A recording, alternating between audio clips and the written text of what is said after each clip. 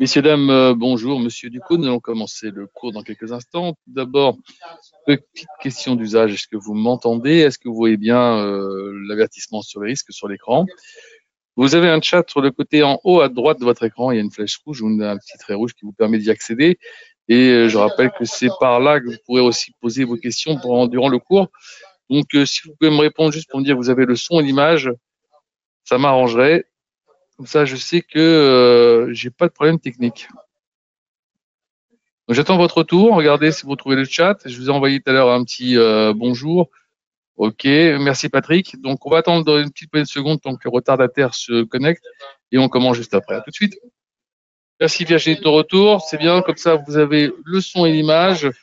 Je pense qu'on va peut-être pouvoir enlever l'avertissement sur les risques. Pour ceux qui arriveront juste après, ils prendront le cours en route, c'est pas grave.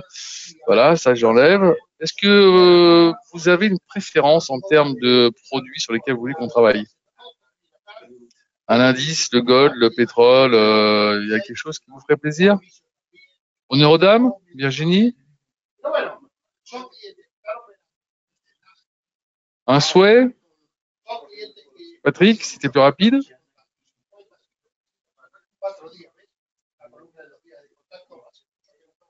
Non, il n'y a pas un produit sur lequel vous voulez qu'on travaille en particulier?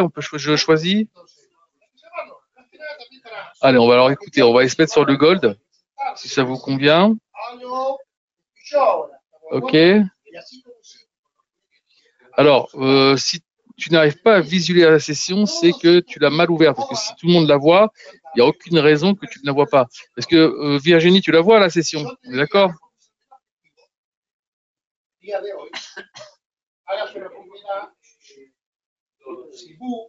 Là, c'est bon, là? Je viens de refaire une manipulation. Normalement, vous devriez avoir le son et l'image. Je parle de la session Asie-Tokyo. Ah, non, là, ça, non, je sais pas, moi, ce que je parlais, c'est est-ce qu'il y a quelque chose qu'on peut essayer de faire maintenant? J'ai le petit problème sur l'Asie-Tokyo, on verra ça après. Mais est-ce qu'il y a un produit sur lequel vous voulez qu'on travaille en particulier?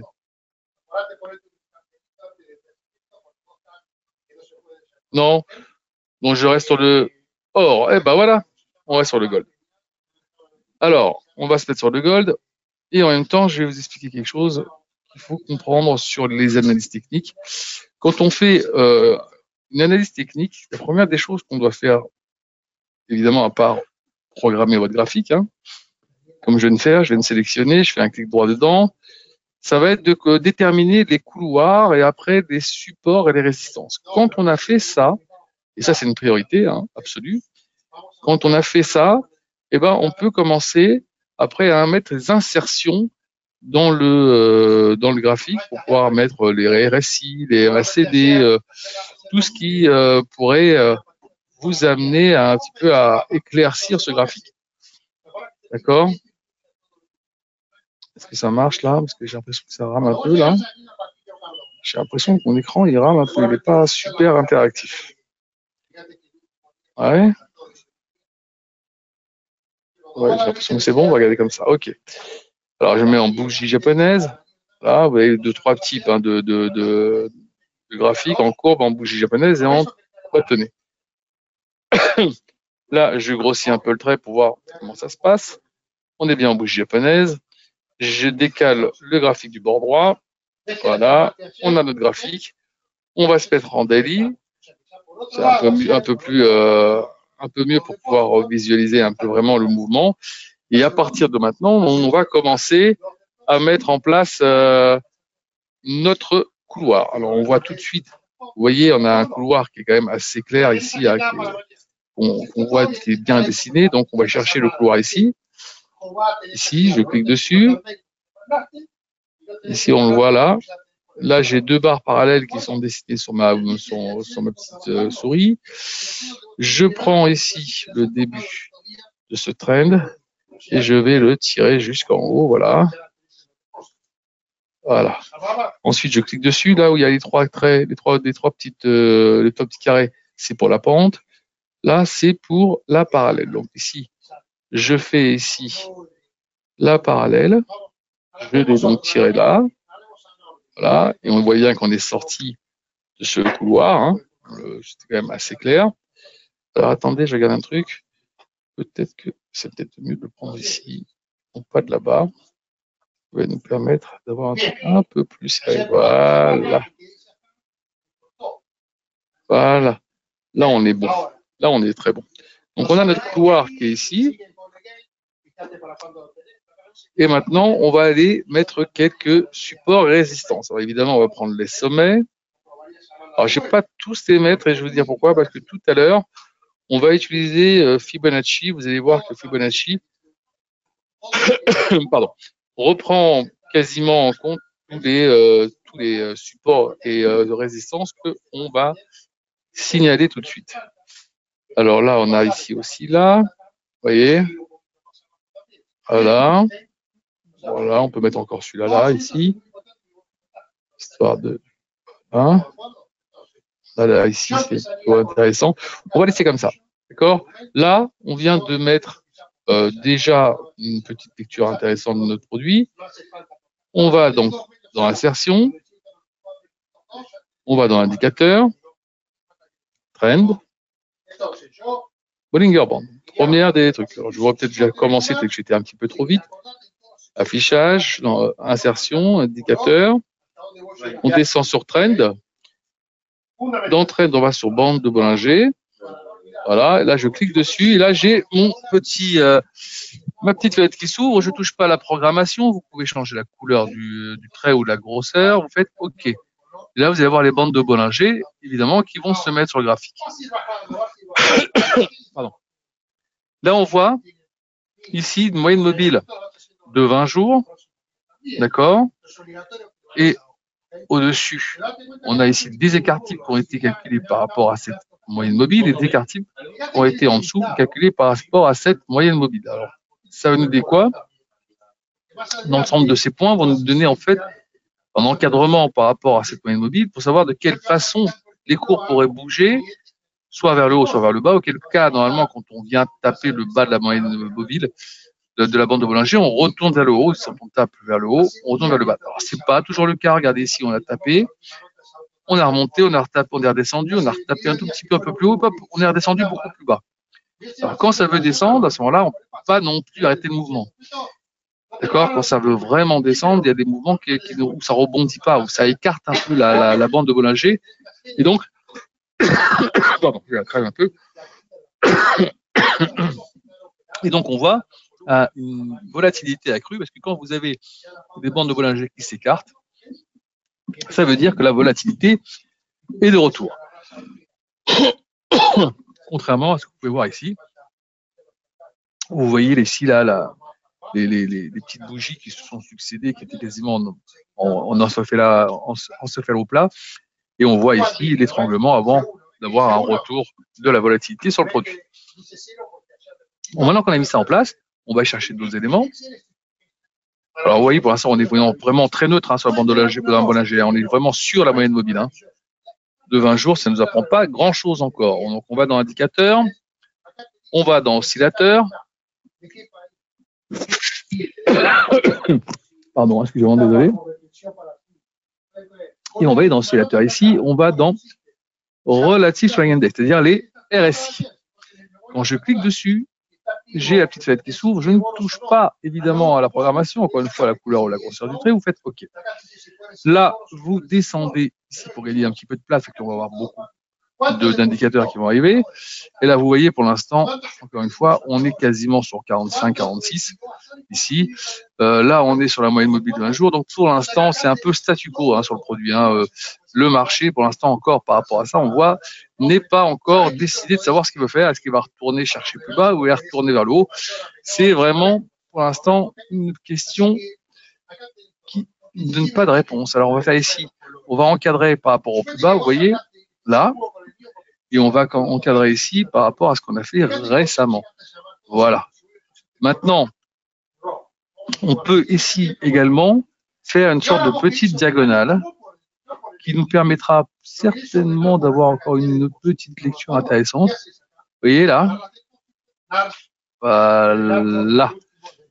Voilà. Donc maintenant, si vous avez la cassure qui se fait là, vous allez peut-être avoir une accélération assez rapide pour aller chercher plus haut. Donc ça encore, ça va vous donner une indication intéressante. Donc certainement qu'on l'aura vers le 6. Alors je rappelle que le 6, c'est vrai quand même les chiffres du chômage américain et que on aura certainement peut-être des surprises, peut-être des bonnes surprises, peut-être des mauvaises surprises. On va voir un peu ce que ça va donner. Alors si ça casse ici, donc on pourra chercher beaucoup plus haut. Sinon, on repiquera pour aller retrouver des cours un peu plus bas.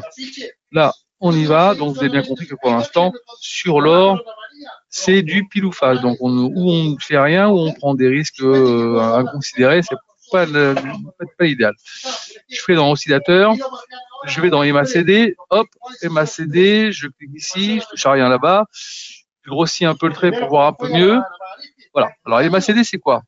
Les MACD, c'est deux moyennes mobiles exponentielles de 12 et 26 jours qui vont vous donner ce petit graphique. Alors, c'est un peu plus fin que des moyennes mobiles classiques. Ça vous donne, regardez, les MACD ici, le signal ici en rouge. Quand vous êtes au-dessus, quand vous avez déjà l'amorce du retour pour aller passer au-dessus, vous êtes en marché haussier. Dès que vous commencez à glisser pour passer en dessous, alors là, marché baissier, on y est. Là, pour l'instant, on est toujours au-dessus. On caracole, on colle plutôt sur ici le signal, mais on passe pas en dessous. Donc, marché, encore une fois, ici. Et là, statu quo complet. Vous êtes tous d'accord, hein? Donc, on va garder ça comme ça. Vous regardez sur ce qui s'est passé par rapport à un petit peu avant, quand on est ici. Vous voyez, hop, on était là, hop, ça casse, ça continue à remonter. Et là, on commence à avoir des petites MACD un petit peu plus courtes, ça commence à redescendre et ça redescend bien pour aller casser et aller chercher un peu plus bas. Pour l'instant, on n'a pas cette cassure ici, donc on reste potentiellement neutre, voire peut-être acheteur, mais on verra tout à l'heure. Là, on a mis ça, on va retourner dans insertion, indicateur, et on va aller toujours dans oscillateur et on va chercher encore un autre indicateur, les stochastiques. Stochastique, ici, je touche pas, je fais juste OK. Et voilà, on a les stochastiques qui sont là sur l'écran. Qu'est-ce que c'est que le stochastique? À la base, le stochastique, c'est un outil pour la répartition du hasard. Et George Lane, dans les années 60, l'a utilisé pour interpréter IBM et il s'est rendu compte que ça pouvait donner quelques indications intéressantes. Alors, un peu comme pour les MACD, vous avez ici la stochastique en vert, le signal en rouge, tant qu'on est au-dessus, marché haussier, on casse, marché baissier. OK? Donc là, on est au-dessus. On donne la sensation ici peut-être d'avoir un petit retournement qui se prépare, mais pour là, on ne l'a pas. Donc ça, c'est assez neutre, même si on reste un petit peu plus haussier ici que sur les autres indicateurs. D'accord?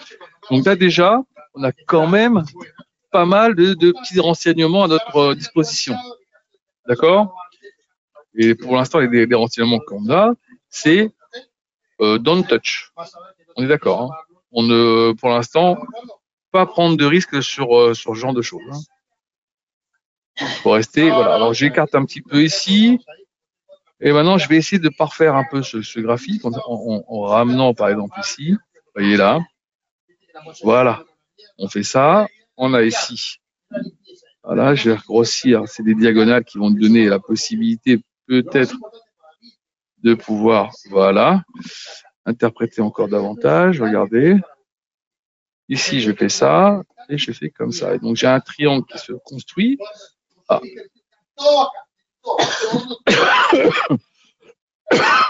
Pardon. Et donc, si on regarde bien, la sortie du triangle, comme je vous ai dit, ça peut être ici entre le 6 et le 7. Alors, est-ce qu'on va sortir par le haut? Est-ce qu'on va sortir par le bas? La question, elle se pose. Surveillez ici la RSI, si ça casse ici. Surveillez ici, si on arrive à repartir vers le haut. Et est-ce qu'on va casser sur la MACD ici? Donc, vous voyez, l'incertitude, elle plane. C'est bien pour ça que pour l'instant, on s'ennuie un petit peu sur le produit, mais pas que sur celui-là d'ailleurs. Donc, les marchés vont attendre très de pied ferme ces chiffres du chômage en fin de semaine. Hein. Alors, maintenant qu'on a fait ça, tout à l'heure, on a parlé ici des MACD sur les moyennes mobiles exponentielles. On va aller chercher les moyennes mobiles classiques. D'accord? Attendez, on va peut-être d'abord parler, on parlait tout à l'heure des retracements Fibo. On va d'abord mettre les retracements Fibo qui sont là. Voilà. Ici, dessiner retracement Fibonacci. J'ai cliqué dessus. Regardez, sur ma souris, j'ai des petites barres horizontales parallèles. Je prends le début du train que nous avons mis en évidence. Là. On peut le prendre là si vous voulez. On va le prendre là. Ah.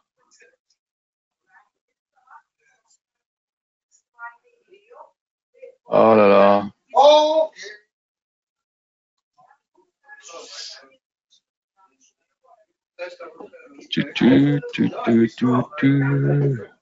J'ai supprimé un truc, je vais le remettre tout de suite. Tac. Tac. Tac. Voilà. Donc je reprends ici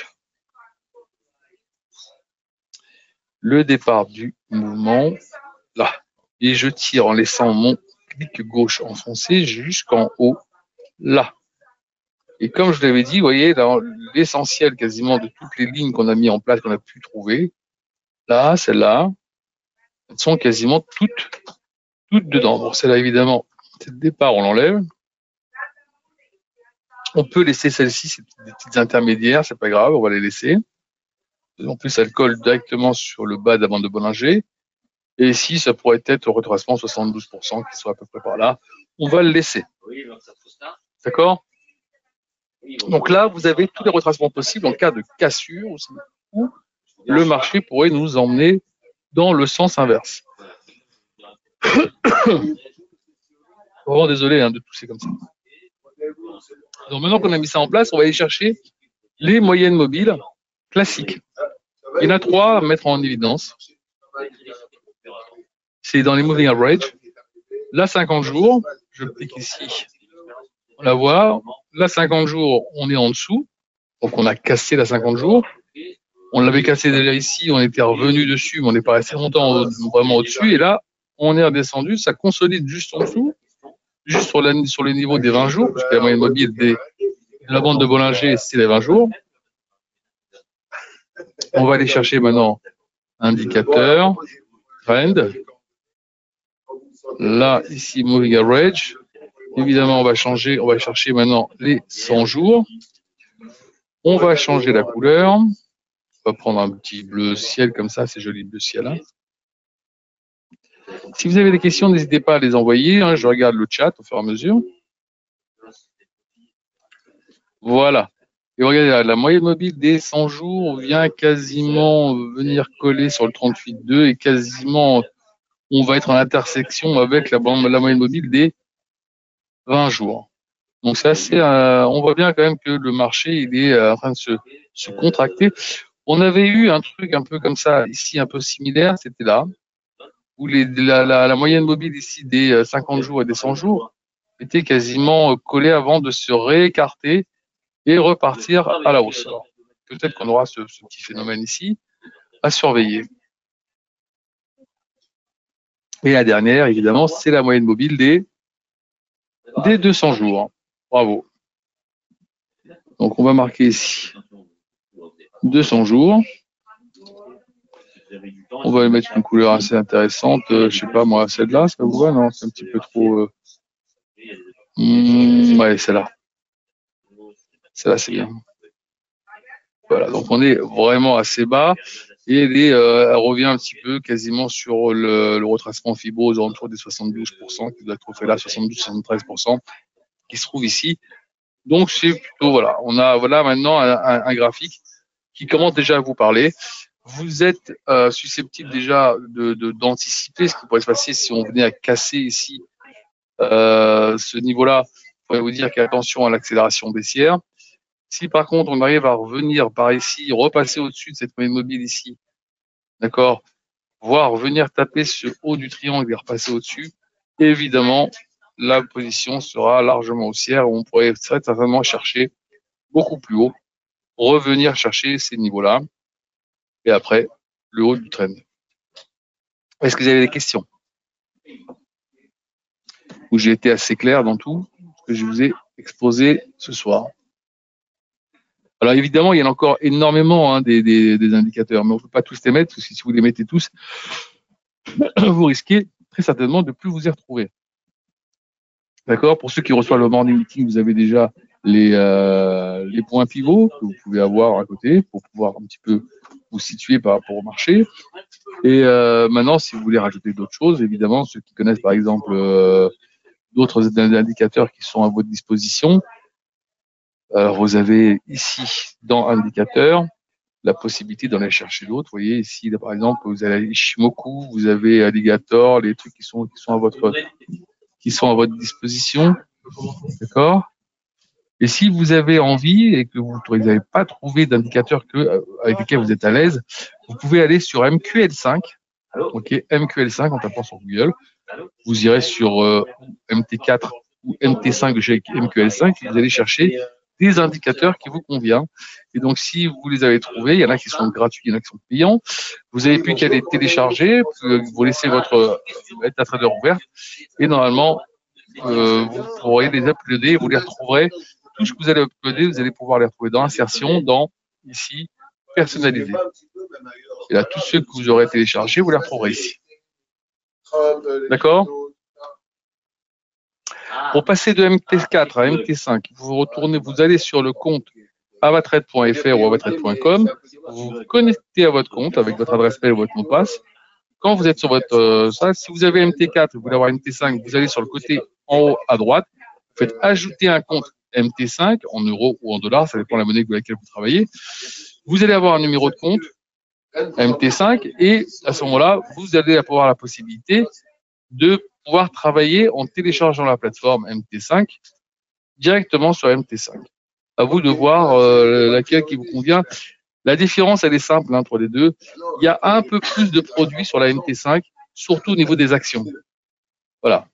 Si vous cherchez à avoir un peu plus d'accès à des actions, alors oui, la MT5, elle est recommandée. Maintenant, si vous restez sur l'euro-dollar ou des indices ou du gold ou du pétrole, MT4, c'est tout aussi bien. D'accord? Pas d'autres questions? N'oubliez pas, quand vous avez fait votre graphique, ok, d'aller là, d'enregistrer votre graphique ici, d'avoir une petite fenêtre qui va s'ouvrir. Vous marquez le nom ici, Gold, vous sauvez, et vous allez retrouver ici, dans votre petit lexique, l'ensemble des valeurs que vous aurez, enfin des produits que vous aurez sauvés. Et vous aurez des petits onglets qui vont se rajouter, et donc vous pourrez aller d'un produit à un autre pour surveiller les produits qui vous intéressent. Ok, pas d'autres questions? Donc nous sommes ensemble? J'ai répondu à toutes vos questions. Bah, écoutez, passez une excellente soirée et on se rejoint jeudi pour le prochain webinaire. À bientôt.